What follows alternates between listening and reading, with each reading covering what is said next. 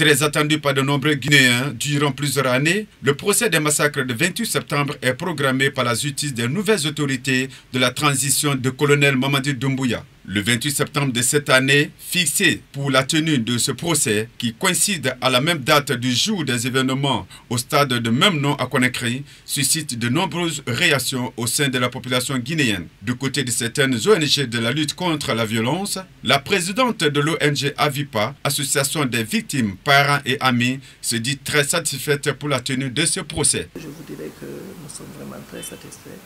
Et puis surtout, le jour aussi qu'on a annoncé pour le cas des magistrats qui seront vraiment désignés pour ce procès, on a vu la réalité, on a vu l'engagement du gouvernement pour aller vers ce procès. Donc, à notre niveau, nous sommes vraiment très contents. Pour elle, à ce qui concerne les organisateurs de cette manifestation qui a mal tourné ce jour au stade de Conakry, dépendra de la justice. Par rapport à ceux aux organisateurs pour le meeting qui était prévu au stade et qui a mal tourné, là, ça dépendra de la justice qui saura comment faire pour, si toutefois c'est obligatoire qu'ils soient là-dedans ou non. Là, ce n'est pas ça ne dépend pas de notre ressort pour ce cas. Se prononçant sur les rumeurs des milliards de francs guinéens versés aux leaders politiques organisateurs de cette manifestation, cette dame déclare avoir entendu parler de cette somme. On avait entendu parler, c'était à quel moment, il y a très longtemps de cela, presque en 2011 ou 2012, quelque chose comme ça. On avait appris que le gouvernement de général Sékou Konaté avait sorti 2 milliards, je pense, pour les leaders. Et ça, c'était le feu Jean-Marie Touré,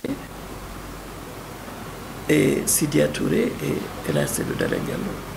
C'était les trois qui ont été cités dans cette affaire de 2 milliards.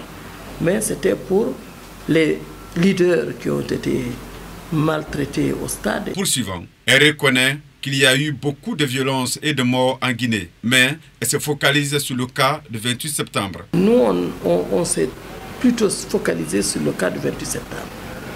Nous savons qu'il y a eu des violences dans ce pays. Il y a eu beaucoup de morts, il y a eu des blessés, il y a eu beaucoup de cassures. Nous le savons et tous les Guinéens le savent aussi. Elle précise le nombre actuel des victimes. Actuellement, on a des 700 victimes par tête, pas par famille.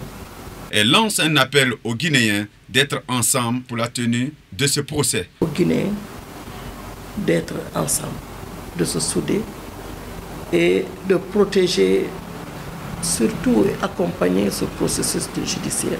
Il faut rappeler que si ce procès aura lieu comme prévu par les nouvelles autorités de la transition, ça sera un événement remarquable dans l'histoire de la République de Guinée.